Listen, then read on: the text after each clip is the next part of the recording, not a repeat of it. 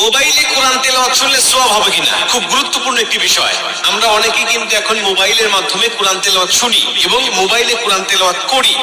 মোবাইলে কোরআন তেলাওয়াত যদি আপনি না পড়তে পারেন বা কুরআনুল কারীম যদি আপনি না পড়তে পারেন, তাহলে কুরআনুল কারীম শুনবেন বা কোরআন পড়তেও পারেন, আবার মোবাইলেও মাধ্যমে শুনবেন, তাহলে আপনার সওয়াব হবে কিনা খুব গুরুত্বপূর্ণ একটা বিষয়। আজকে অধিকাংশ ইয়াং যারা, তারা বেশিরভাগ কুরআনুল কারীমের তেলাওয়াত তারা মোবাইলের মাধ্যমে শোনে।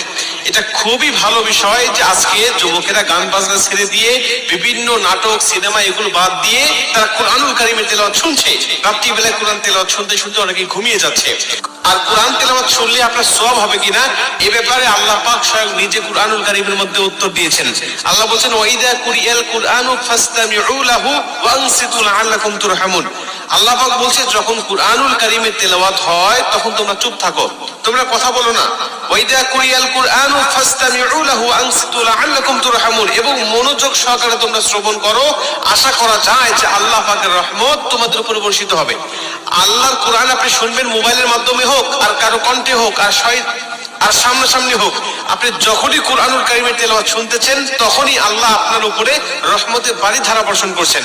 অতএব মোবাইলের মাধ্যমে আপনি কোরআন তেলাওয়াত শুনতে পারবেন, এটা হলো প্রথম নম্বর কথা।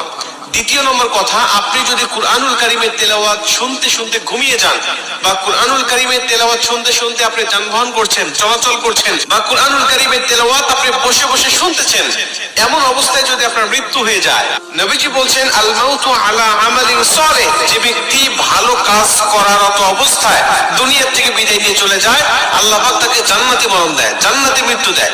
আমাদের মৃত্যু কখন হবে, আমাদের মরণ কখন চলে আসবে আমরা কেউ জানি না। আল্লাহ যদি আমাদের ভালো কাজ করার অবস্থায় মৃত্যু দেয়, অর্থাৎ কুরআনুল কারীমের তেলাওয়াত শোনা অবস্থা আপনার মৃত্যু হয়ে গেছে, অথবা কুরআনুল কারীমের তেলাওয়াত শুনে আপনি ঘুমিয়ে গিয়েছেন, ওই ঘুমের ঘরে আপনার মৃত্যু হয়ে গেছে, নবীজি সাল্লাল্লাহু আলাইহি ওয়াসাল্লাম বলছেন যে আল্লাহ পাক তাকে জান্নাতি মরণ দিবে, শুধুমাত্র তাকে সওয়াব নয় এবং মরণটা জান্নাতি হয়ে যাবে।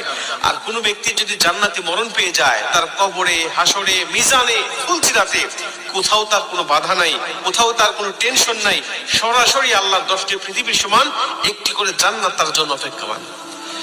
মুসলমান ভাইরা আমার, এজন্য আল্লাহ পাকের কুরআনুল কারীমের তেলাওয়াত আপনি করবেন। যদি কুরআনুল কারীমের তেলাওয়াত করার পাশাপাশি কুরআনুল কারীমের তেলাওয়াত আপনি শুনতে চান, তাহলে অবশ্যই আপনি কুরআনুল কারীমের তেলাওয়াত আপনি শুনতে পারবেন। যদি সামনাসামনি কাউকে না পান কুরআন তেলাওয়াত শোনার জন্য, বা সামনাসামনিও আপনি শোনেন, আবার মোবাইলের মাধ্যমে আপনি শুনতে চান, তাহলে আপনি অবশ্যই শুনতে পাবেন, এতে কোনো সন্দেহ নাই, এতে কোনো সমস্যা নাই। বরং যতক্ষণ আপনি কুরআনুল কারীমের তেলাওয়াত শুনতে থাকবেন, ততক্ষণ পর্যন্ত গুনাহ থেকে বেঁচে থাকতে পারবেন, এবং যতক্ষণ কুরআনুল কারীমের তেলাওয়াত আপনি শুনবেন, ততক্ষণ পর্যন্ত আপনার আমলনামায় ফেরেশতারা সওয়াবগুলোই লিখতে থাকবে। যতক্ষণ আপনি কুরআন তেলাওয়াত শুনবেন, ততক্ষণ গুনাহ থেকেও